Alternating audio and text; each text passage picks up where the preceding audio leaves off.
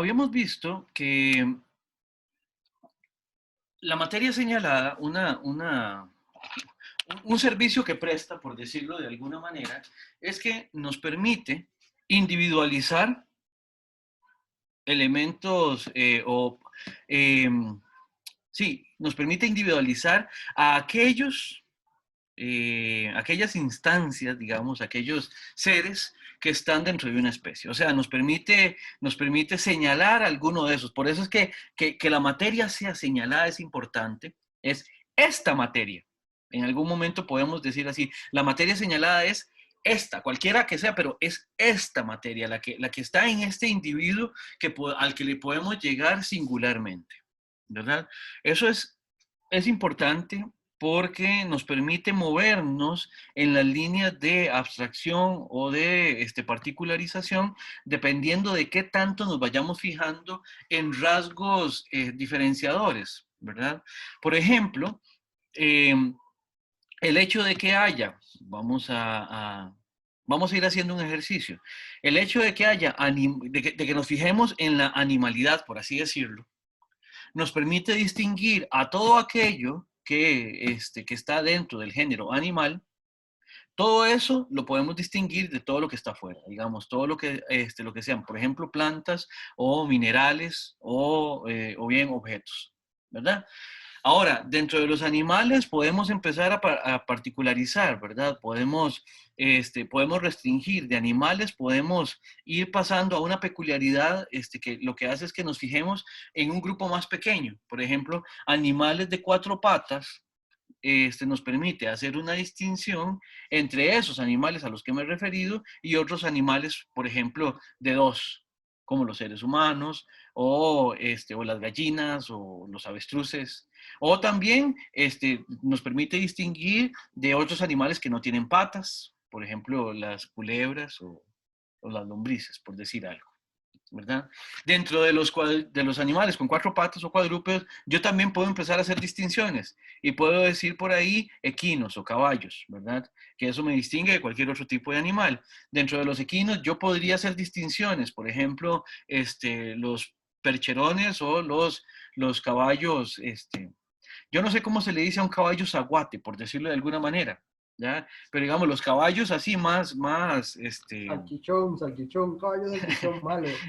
los salchichones viejos que Sí, dicen. sí, sí, sí, un caballo Ok, salchichón. bueno, está bien. Entonces, dentro de esos, yo puedo, y ahora sí, llegar particularmente a Rocinante.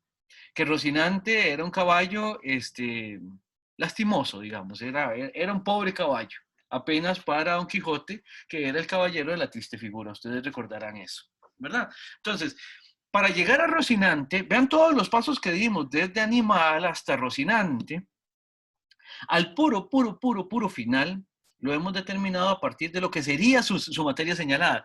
Yo ya les he dicho, este ejemplo pasa por ser un mal ejemplo porque Rocinante realmente no es un caballo de carne y hueso, es un caballo imaginario.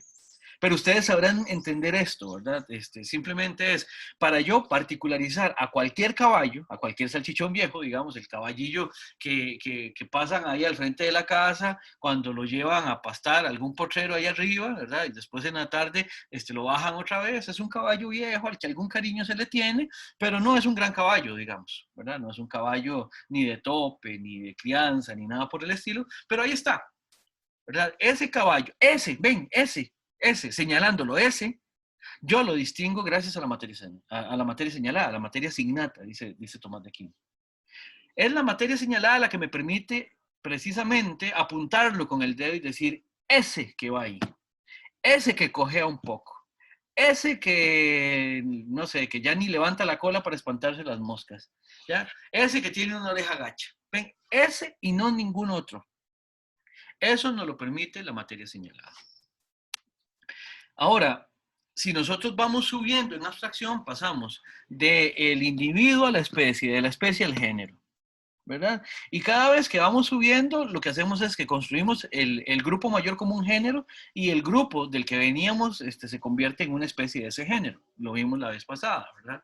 O sea, tenemos grupos dentro de un grupo mayor, los grupos más pequeños, los subgrupos son las especies y el grupo mayor será un género.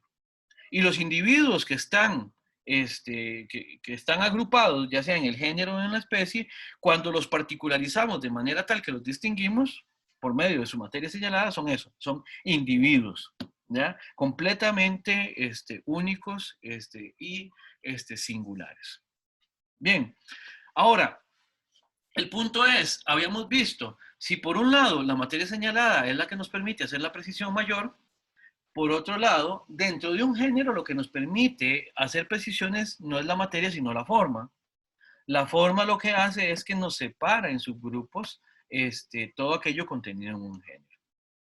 Por eso, en algún momento, Tomás va a decir que si nosotros simplemente vamos quitando determinaciones, si vamos quitando determinaciones, o sea, ya no estamos hablando de ese caballo, ya no estamos hablando de ese caballo que se llama Rocinante, que era de Don Quijote de la Mancha, sino que ya ahora subimos y decimos los caballos entendidos como salchichones viejos, pobrecitos, digamos, ya se nos abre el nivel de abstracción. Ya no estamos determinados a un solo tipo, perdón, a un solo individuo, sino que nos estamos refiriendo a un tipo ya de seres. Ahora, vean qué es lo que estamos haciendo. Estamos abandonando la materia señalada y lo que estamos es agregando rasgos más bien generales y no singulares, no particulares, sino entre más generales van siendo los rasgos, más nos vamos separando de la materia señalada. De esta manera, Tomás genera un concepto que es el concepto de la materia primera o la materia completamente incondicionada, que es un concepto completamente abstracto de algo que no puede darse en la realidad. Ya Aristóteles nos había prevenido de que la materia sin determinaciones no existe, porque la materia, precisamente para manifestarse, para ser, requiere de determinaciones, ¿verdad? La materia sin ningún tipo de delimitación es inexistente. A esta materia absolutamente indeterminada, Tomás la va a llamar la materia primera.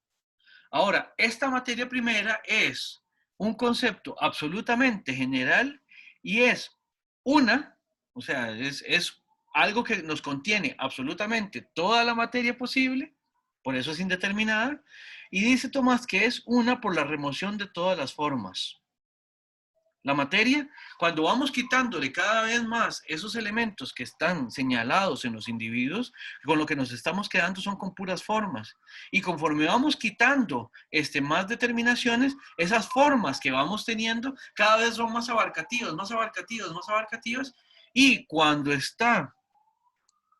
hemos ya al final quitado absolutamente toda forma que pueda contener esa materia, toda forma que le pueda dar un rasgo, toda forma que la pueda caracterizar, entonces nos quedamos con ese concepto irreal, imaginario, meramente, solamente conceptual, que es la materia primera. Ahora, vean qué interesante. En última instancia, vean que la materia primera no puede darse porque sin determinaciones no existe la materia. Pero entendemos como concepto la materia como indeterminada una vez que le hemos retirado cualquier cosa que la particularice o que la determine. La materia, entonces, en última instancia, abstractamente considerada como incondicionada, es aquella a la que le hemos retirado cualquier tipo de características. Eso ya lo habíamos visto con Aristóteles. Y Aristóteles lo que nos decía es, y cuidado, esa materia no puede existir. No como algo que nos podamos topar.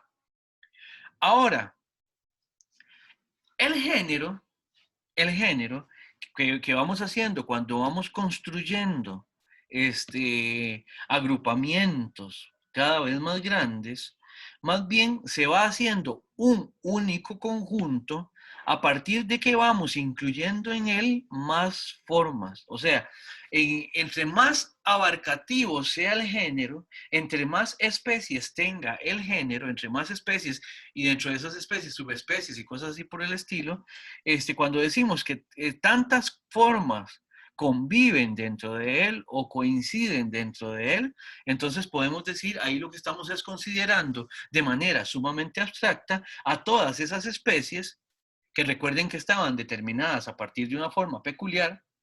Cuando consideramos cada una de esas formas peculiares, lo que decimos es que se hace una única comunidad que llamamos género. ¿Por qué esto es importante? Porque por un lado, Tomás lo que está analizando es, por un lado, cuáles son las posibilidades y qué es lo que condicionan como principio ontológico, por un lado, la materia y por otro lado, la forma. Y cómo a partir de cómo esa materia y esa forma se conjuntan o una determina la otra, es que podemos hablar de o bien géneros, o bien especies, o bien eventualmente individuos. ¿Se entiende esto? ¿Alguna pregunta, por favor?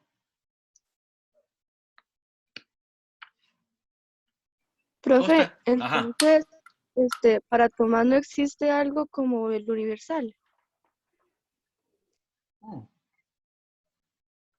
Ahorita vamos a ver esto de los universales, pero de una vez le digo, Diana, ¿qué sería un universal? Recuérdemelo, refrésquemelo. Como un concepto general. Ajá, y ahora, cuando vos me preguntas por su existencia, ¿qué me estás preguntando? Ok, que sí existe, pero al ser un concepto realmente no existe. No, no, no, cuidado, cuidado. Aquí yo le podría lanzar una pregunta, vea qué pregunta más bonita. Yo le podría decir a usted, ¿cuál es el estatuto ontológico de un concepto? ¿Qué le estoy preguntando? ¿Qué tipo de cosa es un concepto? Pues Si un us- concepto. sí, un concepto es un concepto, sí, eso es tautológico y por lo tanto necesariamente verdadero. Pero el punto es, este, los conceptos son cosas que existen ¿a dónde, Diana? No sé, profe. ¿Dónde tiene usted los conceptos, Diana? Pues en la mente. Exactamente, usted no los tiene en su cartera, ni en su mochila, ni se los saca de la bolsa de atrás o de la tapa del celular. Los conceptos usted los tiene en la mente. Los universales, cualquier cosa que esto sea, existen en la mente. No tendrían existencia separada. No tendrían existencia separada. O sea, lo que podríamos decir es que no tienen existencia real como nosotros. Tienen una existencia solamente mental. Existen los conceptos solamente en las mentes que los piensan. En Ok, ok, ausencia, en entiendo. ausencia de entendimiento, los universales sí es cierto que no existirían, pero sí existen. Sí existen. Ahora, el asunto es que aquí yo no estaba hablando ni de universal, aquí yo no estaba hablando de universales, estaba hablando de géneros, de especies, de formas y de materia. Ciertamente de todos ellos podemos hacer conceptos y por lo tanto tenemos universales. Pero el punto es, el género, no sé, vamos a ver, intuyo, Diana, que tu pregunta por el universal se relaciona también por la pregunta por el género. Porque el Ujú. género en última instancia contiene de manera total, ¿verdad? O sea, es el conjunto de todos aquellos individuos, bueno, de todas aquellas especies que a su vez contienen individuos, ¿verdad? Este, que están agrupados a partir de algún criterio, digámoslo así como de alguna manera un poco rápido y tal vez mal. El género es esa totalidad, ciertamente, pero el género y el universal son dos cosas distintas, de la misma manera que la especie, de alguna manera, se parece al universal, pero no son lo mismo. No sé si Diana o alguien más me puede decir cuál es la diferencia entre género y universal. Profe, tal vez es que, bueno, no sé, no estoy segura, pero ya me estoy confundiendo. Tal vez sea como que el género, o sea, como el universal es un concepto como tal, no podemos como referirnos a él, en cambio el género sí. No, A esa la no hora es de un... agrupar, nos Ajá. podemos referir a él. No sé, Eh, simplemente de profe. no, bueno, habría que ver qué significa referirse, pero yo me puedo referir, vamos a ver, yo puedo estar hablando del género de los animales, ¿verdad? Por ejemplo, yo puedo decir, animales es el conjunto de todos esos seres vivos que tienen estas características. Ya no me acuerdo cuáles son las características de los animales. ¿Ya? Por ejemplo, no sé, son seres vivos que pueden trasladarse para distinguirlos, por ejemplo, de las plantas, ¿ya? Por decir algo, ¿verdad? No sé cuáles son las diferencias peculiares de los animales en relación con otros seres, ¿ya? Pero ahí me estoy refiriendo al conjunto, al género, Profe, ¿verdad? Pero yo también me puedo referir al concepto animal. El concepto animal es un concepto abstracto que hace referencia mental a una determinada cantidad de especies y de individuos. Por ejemplo, con el concepto animal, que es el universal, yo puedo referirme a un gato o a un ciervo o a un conejo o a una jirafa o a una serpiente o a una tortuga. Entonces, vea, yo puedo referirme a ambos. Eso no sería la diferencia. ¿Alguien iba a decir algo? si yo, profe, ¿no sería más bien el universal, por ejemplo, seres vivos? Y ya de ahí que empiece a bajar, así como Eh, más no, macro. vamos a ver, seres vivos sería otro universal. Estamos hablando de animales. Los animales, digamos, entrarían como especie dentro del género seres vivos. Pero lo que estás haciendo ahí es, de nuevo, un ejercicio mediante el cual convertís a animales en especies del género seres vivos. Y animales estaría distinguiéndose de, por ejemplo, otros seres vivos como las plantas o como yo no sé qué otros tipos de seres vivos podría haber, digamos. Espero explicarme. Pero no, o sea, refiriéndonos, por ejemplo, al universal animal y al género animal, hay una distinción que hay que hacer. Alondra pone que el universal es la etiqueta. Alondra, ¿eso qué quiere decir?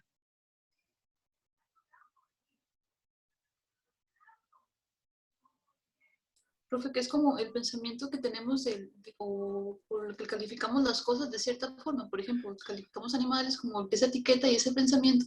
Y el conjunto más bien vendría a ser las especies en las que se viven los animales, por ejemplo, diciéndolo de cierta forma. No sé si está correcto lo que quiero decir. Está correcto, Alondra. El género es conjunto, la especie es conjunto y el universal es concepto. Están muy relacionados entre sí, se parecen y pueden ser incluso la misma palabra. Hay un género que se llama animal, como conjunto, el género animal, ¿ya? Es el género que contiene todas estas especies, etcétera, etcétera. Pero también está el concepto animal que utilizamos en afirmaciones como, por ejemplo, que, no sé, mi gato es un animal, por ejemplo, ¿ya? Entonces, sí, efectivamente, Alondra la pegó, por decirlo de alguna manera, en que la diferencia entre un universal y un género es que el universal es un concepto y el género es un conjunto. Ojo, esto no quiere decir que el conjunto sí exista como algo concreto. El género como conjunto también es una abstracción. ¿Por qué? Porque el conjunto realmente lo hacemos por medio del entendimiento cuando metemos todos los individuos en un mismo saco o en una misma o en un mismo sí, en un mismo grupo, por así decirlo. Eso es abstracto. ¿Por qué? Porque vean así, en el género animal, en el género animal estaría también, por ejemplo, cualquier animal que que esté extinto. Permítanme un momento. Decíamos, el conjunto también es ese grupo que puede incluir incluso seres o individuos que ya no existen. ¿Ya? Por ejemplo, en el género humano están también Aristóteles, Sócrates, Hipatia, así como está Judith Butler o Slavoj Zizek, ¿verdad? Eh, eh, eh, están tanto los que ya no existen como los que todavía existimos, ¿ya? Y de alguna manera también podemos hablar de las personas que sepan filosofía dentro de muchos siglos, ¿ya? Como posibles filósofos. ¿Ven? Ahora, el universal es simplemente concepto. Entonces, reitero, Alondra hizo bien la diferenciación. No sé si tienen alguna otra pregunta. Aquí aprovecho, en el chat tengo aquí que a cada género se le puede asignar un universal. Efectivamente, efectivamente. Cada género tendría un universal, una etiqueta, mediante la cual nos podemos referir a los individuos dentro de él. Sí. ¿Alguna otra pregunta? Profe, ¿es necesario que exista un universal para poder crear un género?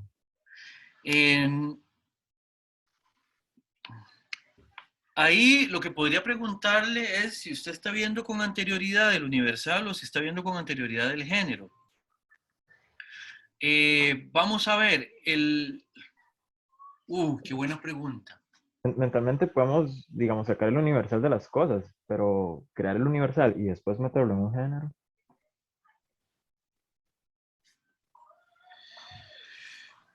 ¡Wow! ¡Qué buena pregunta!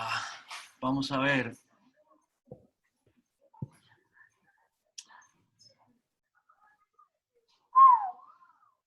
Vamos a ver.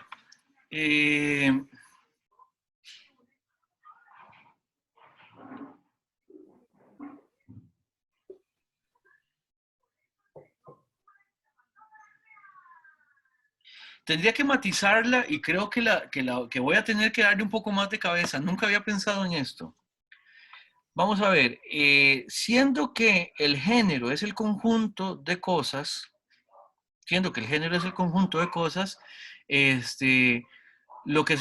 una vez que el entendimiento las conjunta, se genera, tenemos un género. Ahora, es muy difícil que el entendimiento pueda conjuntar cosas sin una idea rectora, digamos, porque la idea rectora de alguna manera es lo que le permite al entendimiento hacer la distinción que le permite ingresar en el conjunto a cada elemento que va a estar en el conjunto. Mira, no sabría qué es primero. No sé qué es primero, no sé qué depende de qué, si el grupo del concepto, porque me parece que el grupo no lo podemos hacer sin el concepto. El concepto surge del conjunto o de las cosas que conjuntamos. Entonces puede que sean unívocamente generados. Una muy buena pregunta. O sea, me sacó completamente, no la puedo responder definitivamente, para ser honesto. Repite la pregunta, ya se me olvidó. Sí, a mí también, no, mentira. La pregunta era que si se necesitaba del universal para generar, para hacer el género. Es una muy buena pregunta. Sí sé que lo que se necesita es el entendimiento. Pero vamos a ver, no sé. Profe, Sí, dígame. ¿por qué no lo pensamos como tratar de encontrar un universal que no tenga género?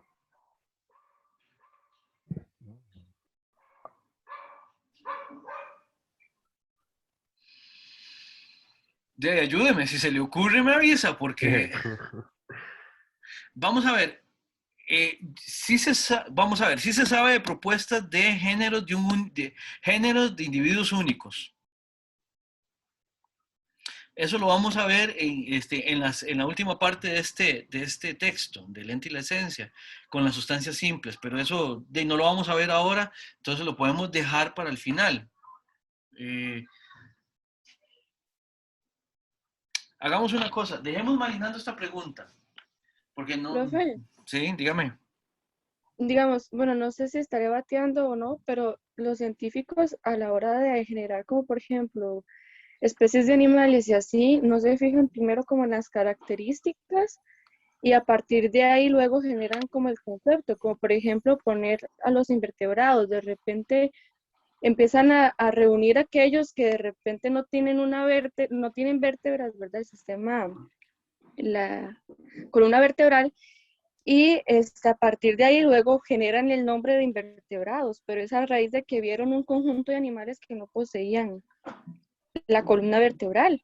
Sí. O sea, ahí más bien el concepto, el primer entendimiento fue no tienen columna vertebral. Ok, entonces pongámosle el nombre de invertebrados. Sí, muy buena observación, Diana. Solo que aquí sí hay que tener un cuidado, y es que ciertamente las nociones de género y especie se parecen mucho en la teoría de Aristóteles y Tomás y la biología, pero los criterios son distintos. Los criterios son distintos. Lo descriptivo de la ciencia, bueno, en ese sentido hay quien dirá que por eso es que tiene más validez la ciencia, epistemológicamente hablando, que en este caso la ontología. Pero el criterio acá con Tomás de Aquino es la esencia de las cosas, es su esencia, su naturaleza, lo que ontológicamente vamos a entender por una cosa. Lo que hace que la cosa sea la cosa y no otra cosa. ¿Ves? Ahí ese es el criterio para pensar especies, géneros, y en función de eso los universales. En la propuesta de Tomás de Aquino y también en la de Aristóteles. Ahora, en ciencia, el criterio es otro. El criterio es a propósito de los rasgos que pueden conocerse y que pueden, en ese sentido, entenderse como generalizables de grupos. Por eso pasa que a veces ciertos individuos de pronto, a partir de alguna investigación, deciden sacarlo de un género y meterlo en otro. Se dan cuenta de que no, esto no nos está calzando bien en la taxonomía que tenemos, entonces tenemos que generar un lugar nuevo en la taxonomía o pasarlo de lugar. Le pongo un ejemplo muy interesante sí, simplemente para ejemplificar. ¿Usted qué estudia, por cierto, Diana? Educación primaria, profe. Educación primaria, ok. Vean, hay una cosa, voy a hacer un ejemplo no científico, precisamente, para que vean cómo después el conocimiento científico, digamos, dista de ciertas otras descripciones de mundo. Bueno, no, yo no sé si ustedes tienen una formación muy religiosa o si tienen algún tipo de cercanía con la religión, digamos. Pero en el Antiguo Testamento, digamos, ustedes saben que la ley judía prohibía el consumo, bueno, y sigue prohibiendo todavía el consumo de ciertos animales. Por ejemplo, el que más se escucha es el cerdo, ¿verdad? Los judíos no consumen cerdo por motivos religiosos, porque consideran y describen al cerdo como un animal inmundo. Pero son muchas, la lista es bastante grande. En el Antiguo Testamento, ustedes si revisan, si les da curiosidad, pueden encontrar de que uno de los animales inmundos es la liebre, y la razón que se da en el texto bíblico es que es un rumiante que no tiene pezuñas, lo cual sería una razón para hacerlo, para ser considerado un animal inmundo.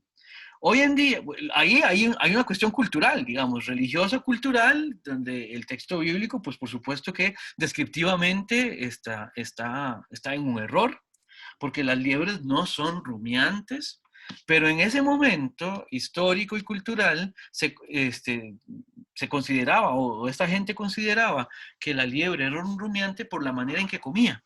Parecía que estaba repasando la comida como hacen los rumiantes. Y entonces, como consideraban que era un rumiante y no tenía pezuñas, entonces lo consideraban un animal inmundo. Esas eran características que permitían que ellos lo establecieran como un animal inmundo. Entonces, ven, esa catalogación tiene que ver con lo que conocemos del animal. Ahora, tiempo después, ahora que conocemos los animales con otro tipo de criterios, sabemos, es una cuestión epistemológica, es una cuestión de conocimiento, que las liebres no son rumiantes, con lo cual, digamos, el que la liebre estuviera en la lista de animales inmundos es obviamente un problema, es evidentemente un error.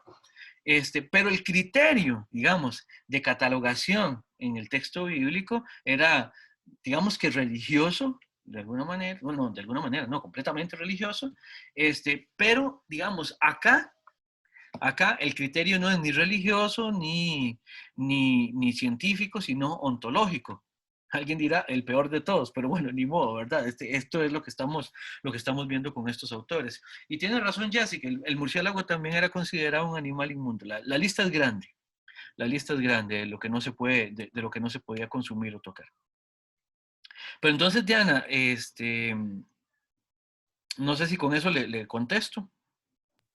Un poco mejor, profe, pero también yo lo decía en el sentido de que si el universal es un concepto generado por la mente, y al final de cuentas también se generan estos conceptos de manera científica, pero entiendo con el ejemplo que en un momento el rumiante, bueno, la liebre se consideraba un rumiante estaba dentro del concepto humano de rumiante, pero al final de cuentas lo que era no era un rumiante, entonces en ese sentido se sale del concepto creado por la mente humana, digamos, en ese Claro, contexto religioso. no, y es que vea que ahí lo interesante es, a partir de esa consideración se puede iniciar, se puede construir tanto un universal como, por ejemplo, el universal de rumiantes sin pezuña, las liebres, ¿verdad? Eso es un universal, porque es un concepto que abarca un montón de individuos y también un género, el grupo de todas las liebres. Ahora, obviamente estamos ante la necesidad de catalogar algo que existe, algo que está ahí en la realidad y para lo cual necesitamos un concepto en algún momento. El universal se crea en respuesta a ese objeto y se genera por la mente, el universal y la especie, ¿verdad? Ahora, vean que también hay otra posibilidad, pero no en cuestiones, no en cosas concretas. Hay una posibilidad que es la siguiente. Hay algunos entes racionales que pueden surgir en la mente y antes de que se constate de su existencia efectivamente. Por ejemplo, algún tipo, o vamos a ver, se me ocurre ahorita ciertos conceptos en matemáticas, como por ejemplo los números complejos.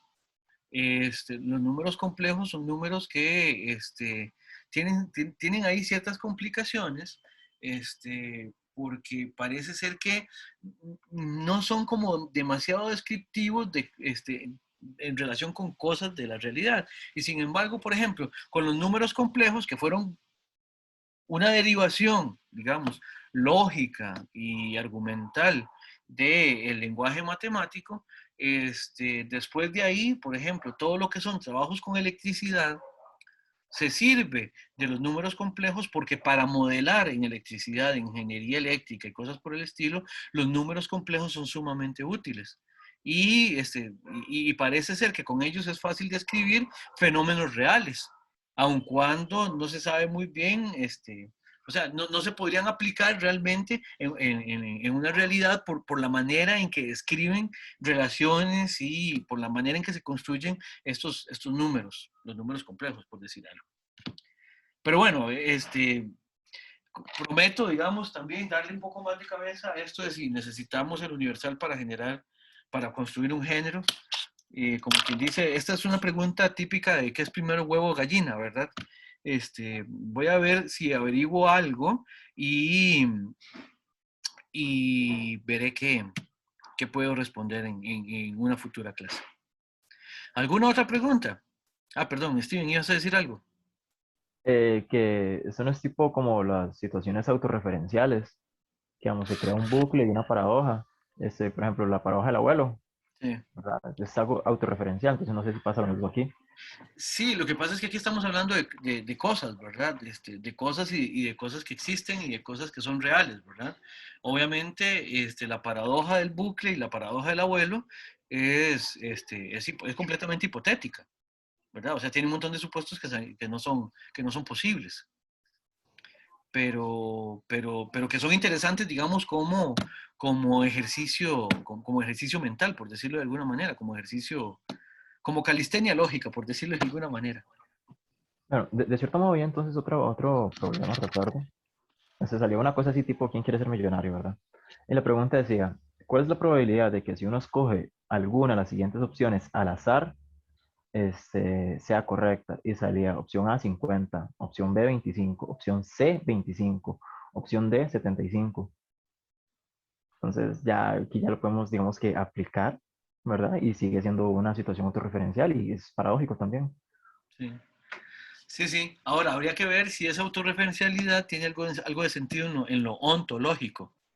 De nuevo, esa pregunta tiene que ver con las condiciones mismas de la pregunta, no con la descripción de un estado de cosas. Que eso es de lo que se trata, digamos, lo que está tratando de explicar Tomás.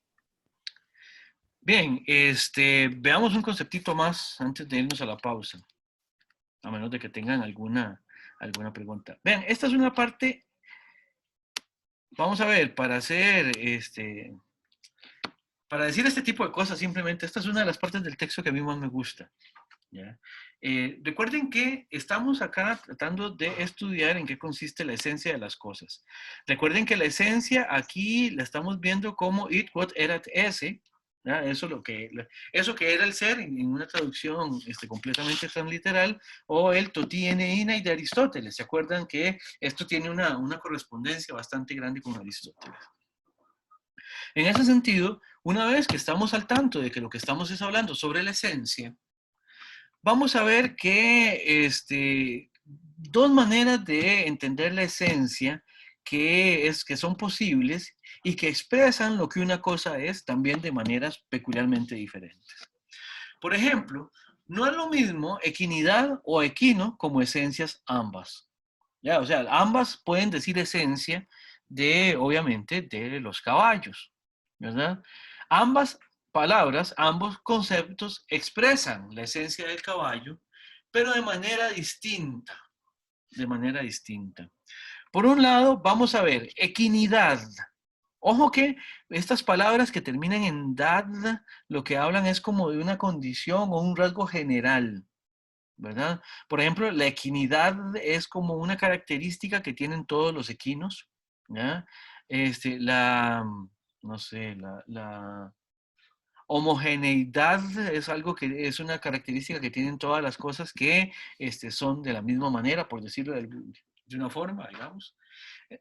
Esta manera de expresar la esencia, equinidad, como una cualidad, es importante porque expresa la esencia como parte. ¿Como parte de qué? De aquella cosa de la cual expresa esencia. Por ejemplo, equinidad expresa la esencia del caballo o del equino, que es lo mismo, ¿no? La equinidad expresa la esencia del caballo como una parte del caballo.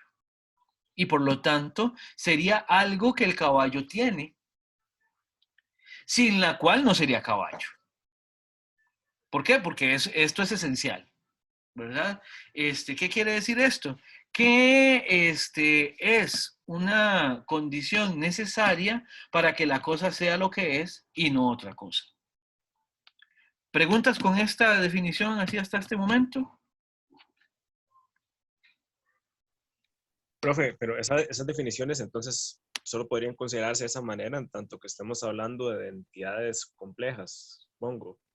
Sí, hasta el momento estamos hablando de entidades complejas, porque obviamente las entidades simples, por definición, no tienen partes. Y obviamente también estamos hablando de seres compuestos, de materia y forma. Gracias, profe. Con mucho gusto. ¿Alguna otra pregunta? La equinidad, entonces, es la esencia como parte de la cosa a la cual define como lo que es, a la cual refiere como lo que es. En este sentido, ven que equinidad como esencia prescinde de toda referencia a la materia. Por eso yo no puedo predicar esta forma de expresar la esencia. Yo no lo hago predicando esta esencia del objeto que la tiene, sino que tengo precisamente que hacer esa referencia a que aquella cosa que tiene esta cualidad, entonces es el tipo de ser expresado por la cualidad. Por ejemplo, aquella cosa que tiene equinidad es un caballo, ¿verdad? Y una vez que ya uno lo dice, al final termina siendo obvio, ¿verdad? Todo lo que tenga equinidad es caballo. ¿Ya? Bueno, yo no sé si hay equinos no caballos, al rato aquí estoy cometiendo un error, ¿verdad? Pero no importa. De lo que se trata es de que veamos esto como la esencia de todo aquello que es equino, de todo aquello que es un ser de ese tipo y no de otro. Otra posibilidad, podemos hablar de animalidad. ¿verdad? Animalidad es esa cualidad, esa parte que tiene todo aquello que entendemos como animal. No hay animales que no tengan animalidad, si lo estamos considerando como tal. ¿Se entiende? Profe, Dígame, aquí toda. Profe, adelante, adelante. entonces, se puede decir que desde el punto de vista de la metafísica está mal decir como esta frase que muchas personas utilizan de referirse, no sé, por ejemplo, a un asesino en serie o cosas así que le dicen es que no tiene humanidad. O sea, al punto de vista metafísico estaría cayendo en una contradicción, ¿cierto? Efectivamente, efectivamente. Sí, obviamente ahí la carga es más bien moral, no ontológica, ¿verdad? Pero obviamente si es un ser humano, por más espantoso que sean sus actos, la humanidad no la perdería, ¿ya? Exacto. Y en todo caso, moralmente también hay un problema cuando uno monstrifica a alguien que ha cometido cosas atroces, digamos. Por ejemplo, el problema moral, por ejemplo, que se deriva de hacer, por ejemplo, de un genocida un monstruo, por ejemplo, no sé, digamos Hitler, para decir a alguien, claramente, digamos, de quien uno no tiene mayores simpatías, por decirlo de alguna manera. Hitler fue un asesino, pero no era un monstruo, era un ser humano que tomó decisiones. Si decimos que es un monstruo, de alguna manera le retiramos la responsabilidad, ¿verdad? Pero sí, ontológicamente estaríamos hablando de completamente otra cosa. Si decimos esa persona, o decimos, no tiene humanidad, entonces lo estamos sacando y estamos además diciendo que es una cosa diferente a cualquier otro ser humano. Y ojo, aquí hablo de los seres humanos como cosas porque estamos hablando en una perspectiva meramente ontológica. De nuevo, despojemos esto de todo contenido moral en el sentido de que a las personas no se las cosifica y cosas por el estilo, digamos. Los seres humanos somos un tipo de cosa también, ¿verdad? Muchas gracias, Jessy, que está haciendo la aclaración de que los burros y las cebras también son equinos. Bueno, en todo caso, en este caso, equinidad entonces sería como esencia, como expresión de la esencia, algo que los burros y las cebras tendrían también. O sea, algo no puede ser una cebra sin tener, en ese caso, equinidad, o algo no puede ser un burro sin tener equinidad. Obviamente, de nuevo, el ejemplo tiene el peso de que también no hay que confundir los ámbitos biológicos con ontológicos, pero no importa. De lo que me interesa aquí, de lo que se trata es entender cómo es que la referencia de la esencia se hace a partir de, se hace en función de individuos que pertenecen a conjuntos posibles o géneros posibles. Muy bien, ¿alguna pregunta con esto de equinidad como esencia, en tanto que esencia como parte? ¿Todo va quedando claro? Bien, entonces hagamos ya la pausa. Voy a dejar de grabar en este momento.